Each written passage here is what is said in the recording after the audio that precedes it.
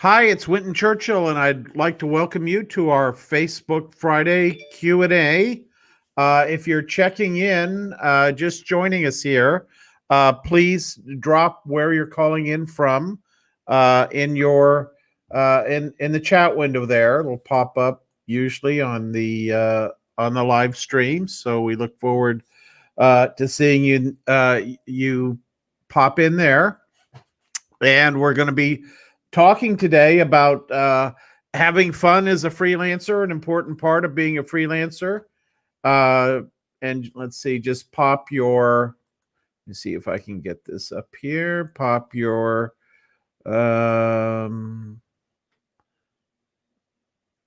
any, where you're calling in from in the chat window. That'd be great. And we'll see that. Oops, here, 1 second. This little thing fell off the table here in Santa's workshop. So today we're going to be talking about fun things freelancers can do during this particular period of time. And just to get the ball rolling, but I'd like you to be thinking about fun things that you're going to do. And I would like to also welcome all the people listening to this on the playback. You know, we get for every person that comes on the call live, let's see, I think last week we had about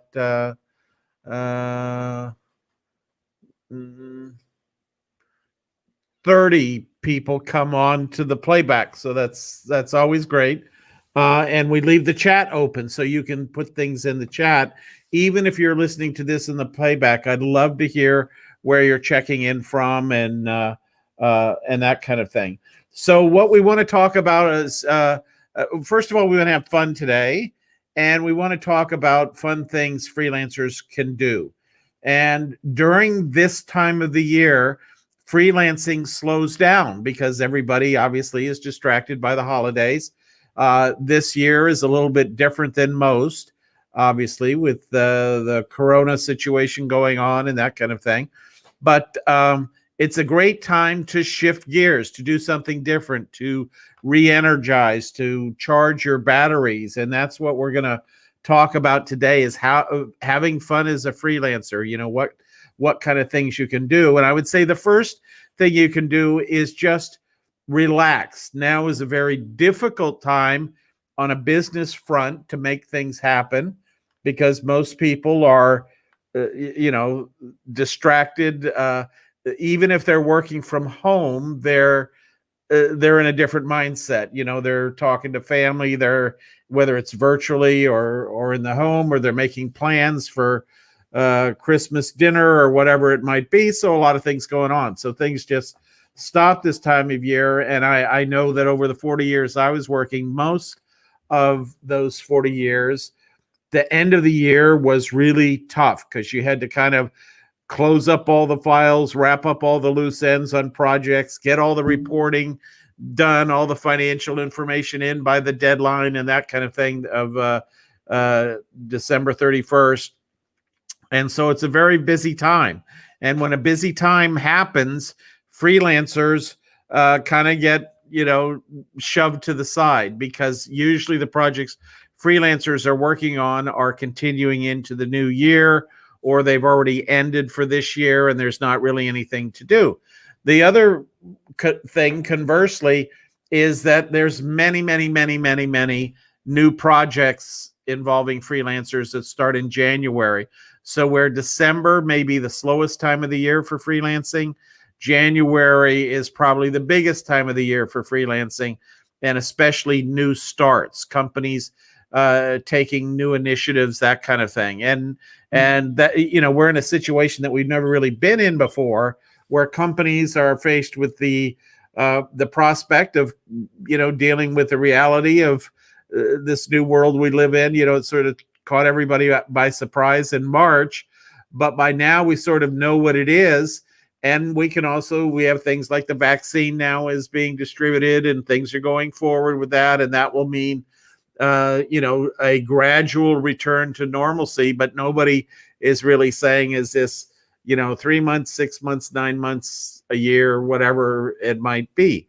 And I'm hoping next year at this time, as I'm sure that you are, that things are back to normal. I mean, wouldn't that be cool? Or back to whatever the new normal is. I don't mind traveling with a mask on, or I don't mind uh, social distancing in a restaurant, but we all want to get back to having a life outside the confines of four walls versus what we're doing now.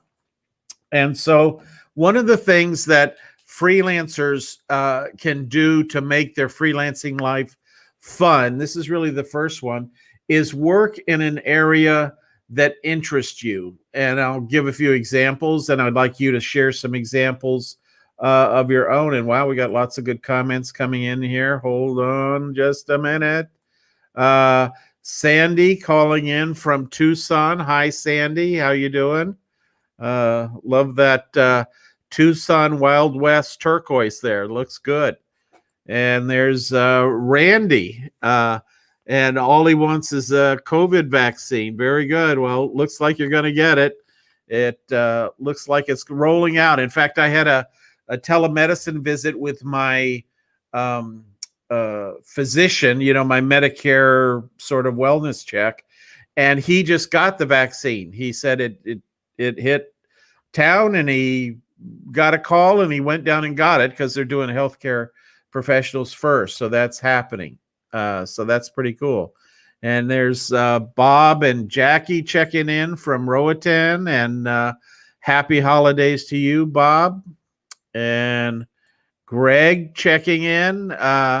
And Greg wants to get back to Canada. And we know that Greg has been down in the Dominican Republic and can't get home. And so that's, yeah, I know how I got just the opposite. I got stuck, you know, a couple thousand miles from my home, and can't get back. So same thing. Very good. Very good.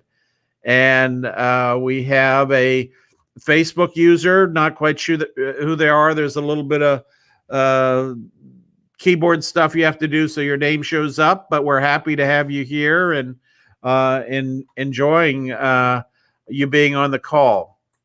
And certainly want to welcome all our people watching the replay. Just happy to have you here.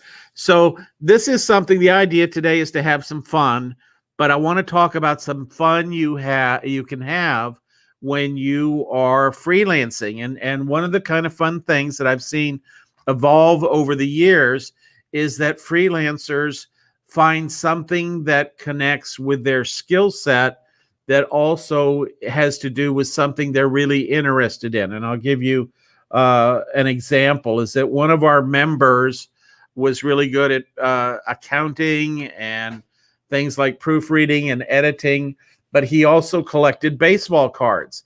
And he never thought that the two would meet. You know, I mean, he was just sort of a corporate guy and did the corporate things for 30 some years. And I suggested that he go in and look up baseball or baseball cards on one of the networks and see what he could find, which he did.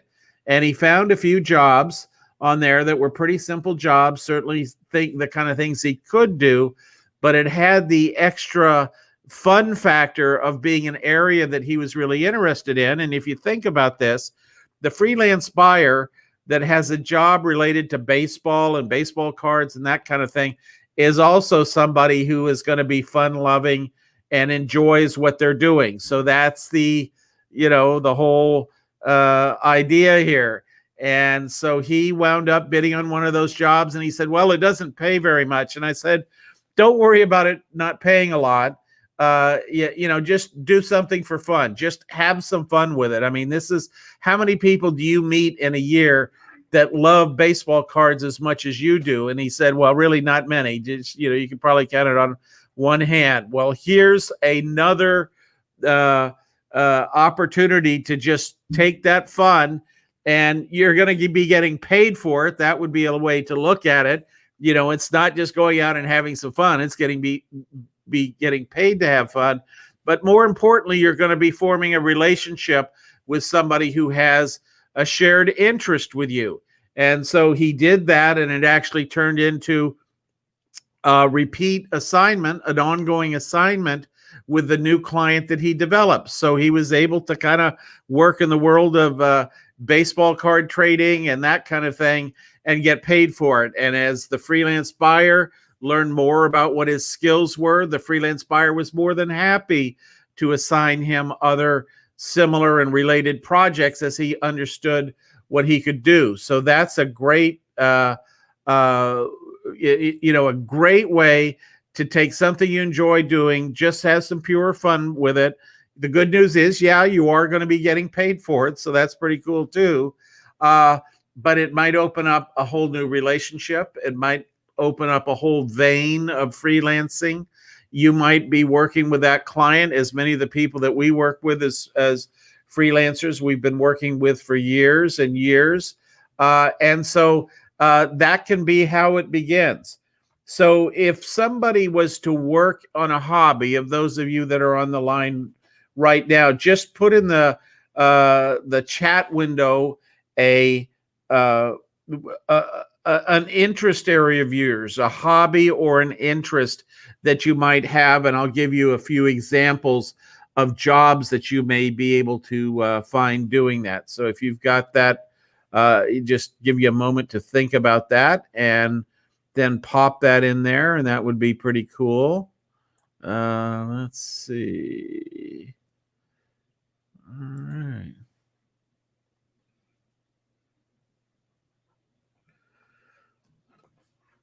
Okay, chalk painting. Oh, that's very cool. So the opportunity is, and Sandy, pets. Pets is a big area. So let's first talk about how you'd uncover something in chalk painting.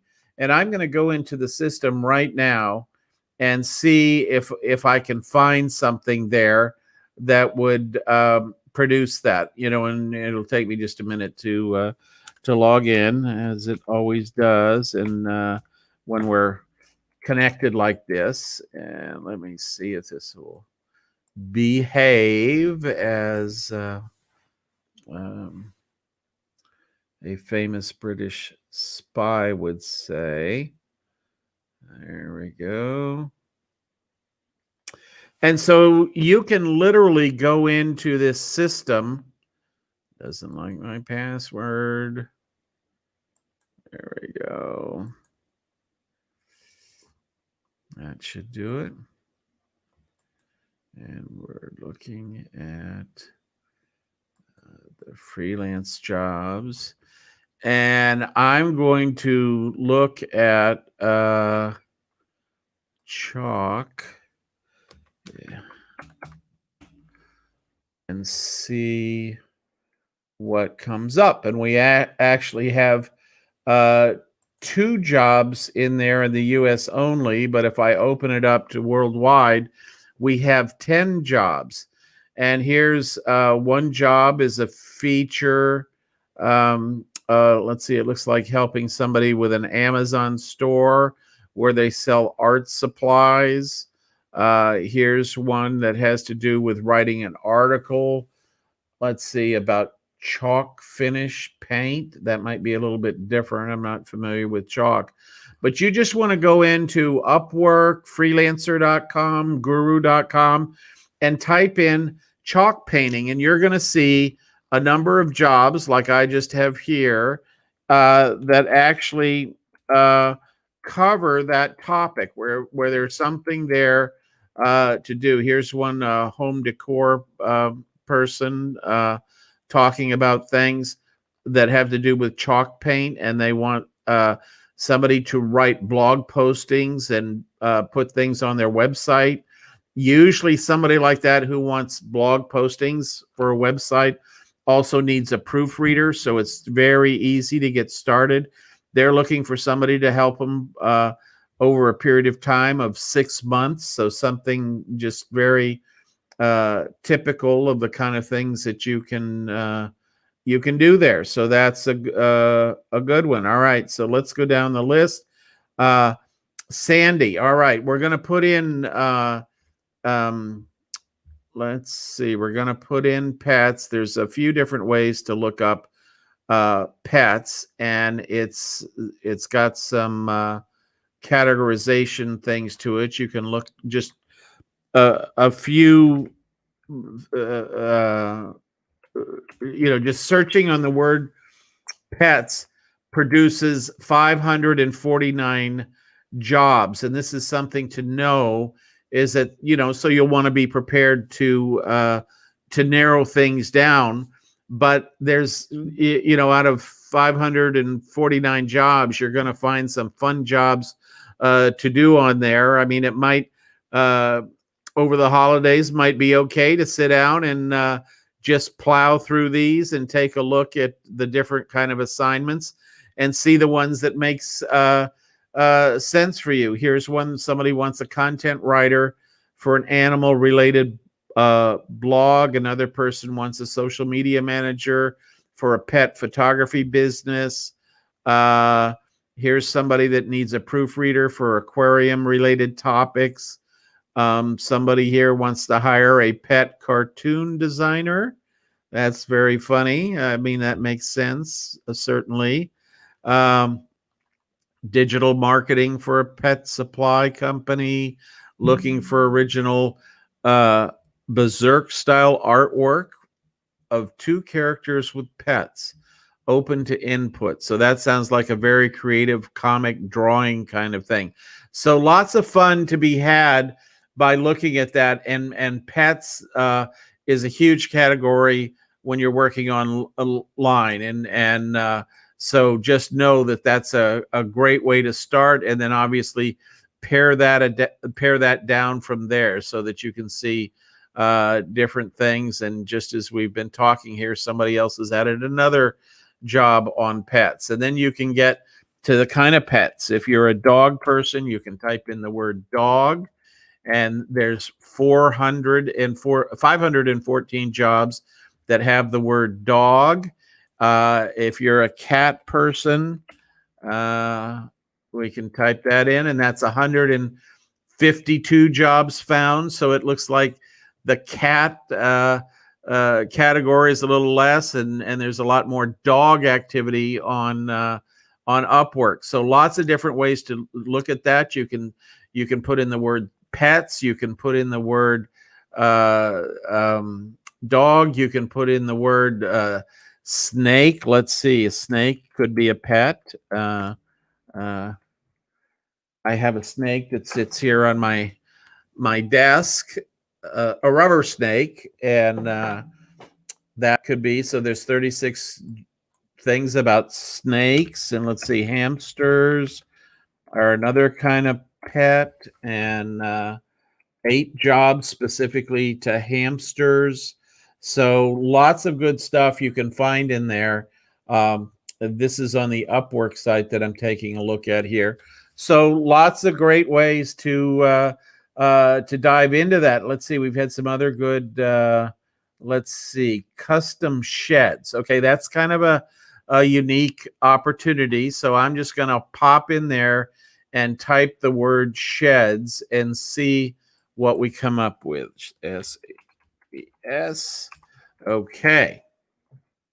So there's 48 jobs that have the word sheds in them. So that's one way to look. Certainly easy. Here's one looking talking about articles regarding gardening tools and different kinds of sheds that you might use to store those tools in there. So that would be a great one. Here's somebody that wants a logo design for a shed company. Let's see. Here's architect needed for a 10x10 plans for a shed in the city of Hollywood, Florida. That's a very interesting one. Landscape design needed for a small yard to include a shed. So that's here's one seeking actors and spokespeople or influencers for a case study. So that's yet another one. So lots of interesting activity there. And this is the way you can kind of freestyle with this whole freelancing thing.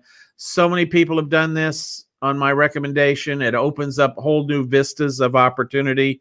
And, if you're going to work on something, why not work on something you enjoy? And if you've got a skill like PowerPoint or customer service or whatever it is, it's a whole lot more fun to talk to people on customer service or email, communicate with them or chat. Uh, if it's somebody that you kind of share an interest with, a great, great opportunity there. All right, let's go back and see what else we might have. All right, very good. Excellent. And then you could open up sheds. You can open that up into construction. I know that small houses is a huge opportunity right now. Uh, be sure and click the like and subscribe button as you're going through this, if you're participating live or as you're doing that. And certainly feel free to put any other activities you might do. The next interest you might have, and we'll talk about those. I'll do some searches and give you an idea of some of the jobs that are available there. Let's see. The next thing, a little bit of fun you can have is, as I mentioned at the beginning, we don't know when things are going to change for all of us with the virus situation, but we do know that it is going to change for us. And do you have an idea of what's the first place you're going to go for enjoyment based on the virus situation, moving out of the pandemic status and kind of moving off the stage? Could be 6 months from now, could be 9 months from now, whatever. But where's the first place you're going to go when that happens? And I know for me, it's going to be Mexico. I got 2 places I can go in Mexico, and I haven't decided which one yet. It'll probably depend on the time of the year, but very much looking forward to making that trip. And I thought I would be there right now, but I'm not. And so just kind of planning some of the details of it. In fact, I use a tool called a Trello board, and we use this a lot in our coaching and internal training at Barefoot Consultants. But this is a great tool to kind of make what I would call a mind map or a visualization board. And I think you can set up a free account if you'd like on there and play around with it and create your own mind map. And all right, Cindy, very good. Leaving for Costa Rica on January 14. That's excellent. Congratulations. So nice to and Costa Rica is beautiful. I was just we're getting ready for a virtual conference at International Living where we're Costa Rica. I think it's in February of this year. So we're doing all the preparation of the slide presentations and that kind of thing. And so Costa Rica is beautiful. I think I've been there 8 or 9 times now over the last decade, and it's always love it. The gorgeous water up in San Jose at basically at altitude, touring around the mountains, and it's just a beautiful, beautiful place to be. Greg, that's very nice compliment. Thank you very much. And Cindy's saying she's going to check out Trello. That's great. Very good. Who else has a destination that they're going to go to? One of the destinations that I want to go to is Portugal. And it was interesting when the lockdown started. I had planned to go to Portugal in May of last year for a conference and was going to stay over and sort of tour around and enjoy what Portugal is paid everything that it has to offer. So was really looking forward to that. And didn't get to make it because of the virus, but with luck, next year or early part of the following year, and pretty soon it will be just next year. We'll be able to do that. And yes, Greg is saying that yes, Portugal is um, chilly right now. One of our team members lives in Portugal, and I just got off the phone with her a few minutes ago, and she said yes, it's cold, and many days it's rainy right now, and so it's not a great place to be. So next year at this time, if that's when everybody starts moving around again, I probably would be down in southern Mexico in beautiful Huatulco, and that would be very enjoyable for that. So,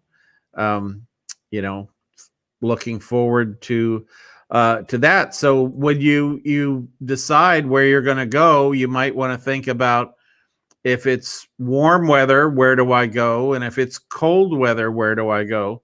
I love going to Ireland and the UK, and miss that a lot. And fortunately, the thing I've learned about going to London, for the most part, Ireland's a little cooler in the winter, but London, seems to be a little bit warmer. And I really sort of can't get enough of London. Love traveling around the country and that kind of thing.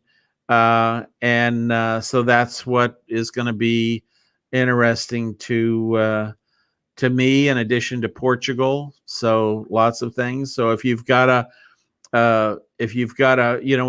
in when you fly an airplane as a pilot, you're taught this concept is every moment, literally every second of the time that you're flying, you want to have an alternate airport. If you have a problem with your airplane or an emergency of some kind, you want to be able to land as quickly as possible. And of course, on modern aircraft, all that's calculated for you, and the computer keeps up with it, although the pilot needs to as well.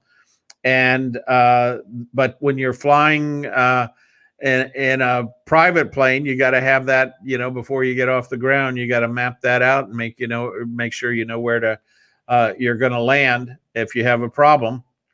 And so maybe you think about 2 destinations. Maybe that's the way you have fun with that. And what I do is I create the Trello board, and I'll pick a destination, and one of the columns of the Trello board will be the destination that I want to go to if it's warm. One will be the one if it's cool. And then I'll start to put in the things I want to do when I'm there. And obviously we have this thing called the internet that makes it very very easy to map that stuff out and figure out what's there and figure out resources. Facebook is great for that kind of stuff, in the sense that you can just search on Facebook. There's groups of expats really in almost every major and minor city around the world, and you can tune into what life is like there, what's going there. And Cindy, wow, Huatulco is in the winter time, it is just incredible. Gets a little hot and humid in the summer, but as long as you're wearing shorts and t-shirts and sandals, it's very comfortable. And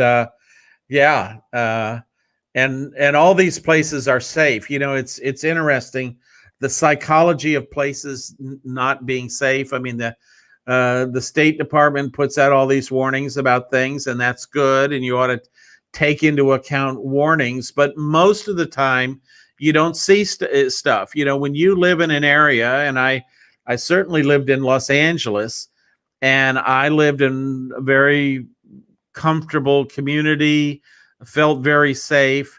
And shortly before I left to come to Mexico for the first time, there were 41 people shot over the weekend, probably within about 5 miles of where I was, or 7 miles of where I was. But it was it was just a part of town where that kind of activity went on. And I actually ran into a guy who was a statistician, and I don't know what you would call somebody that studies cultural stuff in cities, but he was a crime-oriented statistician, and he said that in most cities there's a certain area, usually about 5 blocks square, 5 to 10 blocks square, and he would and as part of his work was reviewing the crime statistics in different cities around the world and comparing those. And he said that most crime is confined to that area. And the thing to know is that if you stay out of that area, you reduce substantially the issue of ever being involved in a crime or any activity. And I know that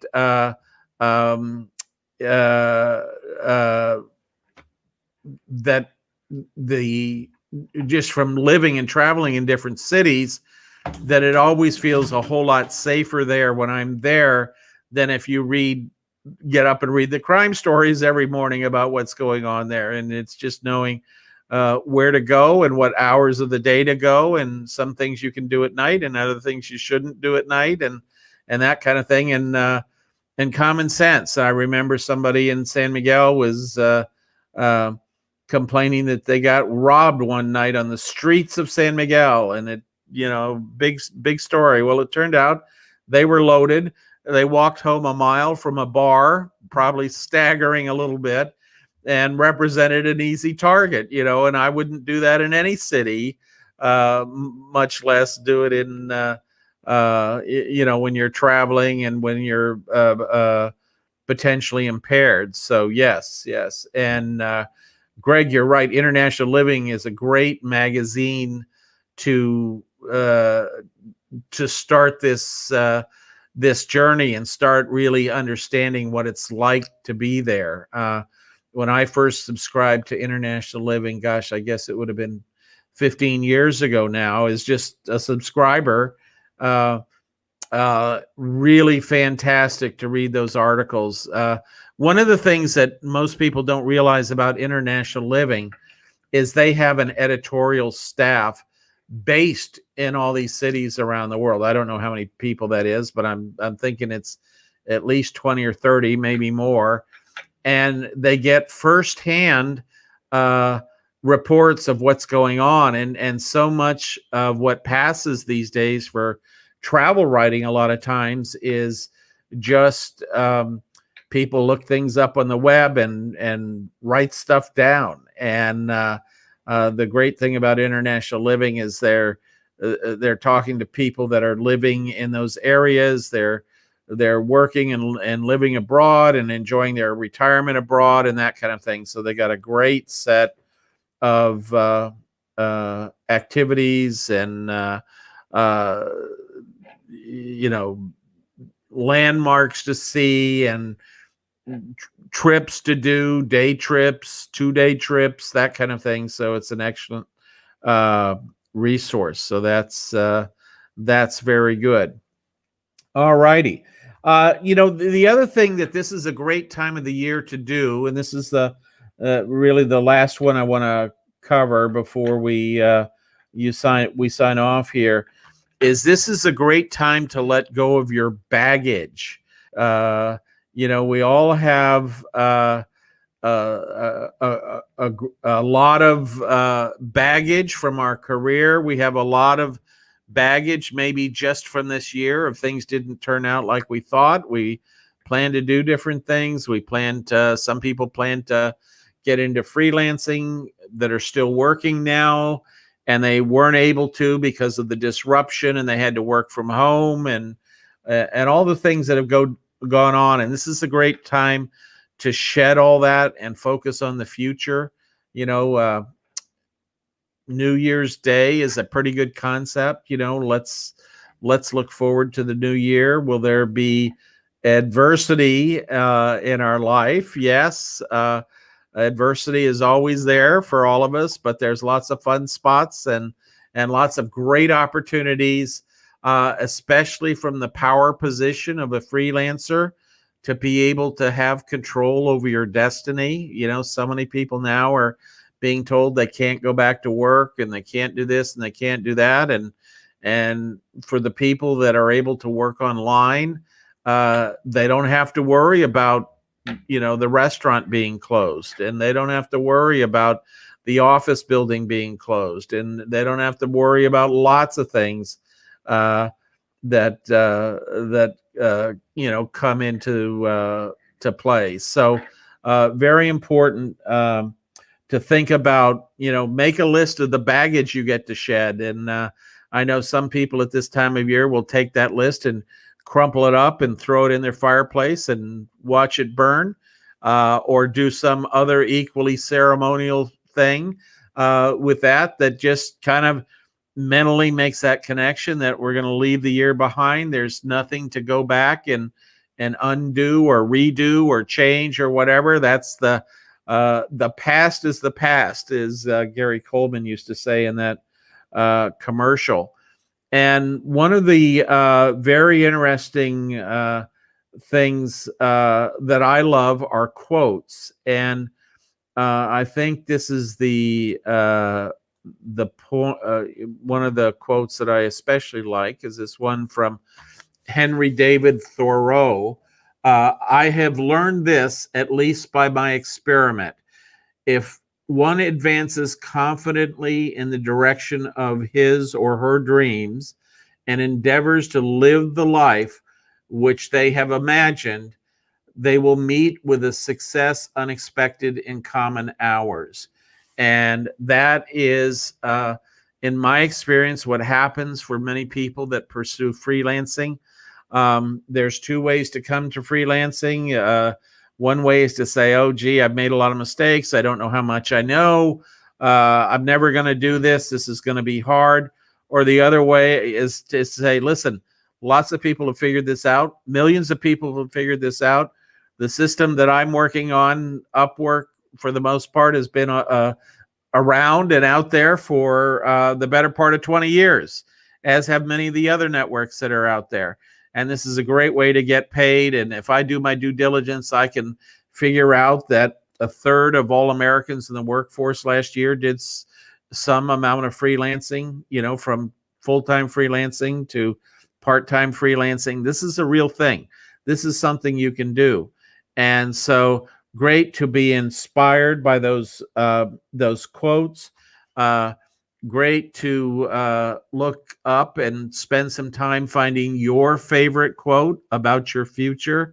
So I would challenge you to do that before we meet again, is go on the internet, look at quotes, find ones that resonate with you. And if they do, pick that quote and put it somewhere on a card in front of your computer or someplace where you'll see that every day to remind you of that. I have a few of my favorite quotes on my bathroom mirror, so lots of good creative places to put that.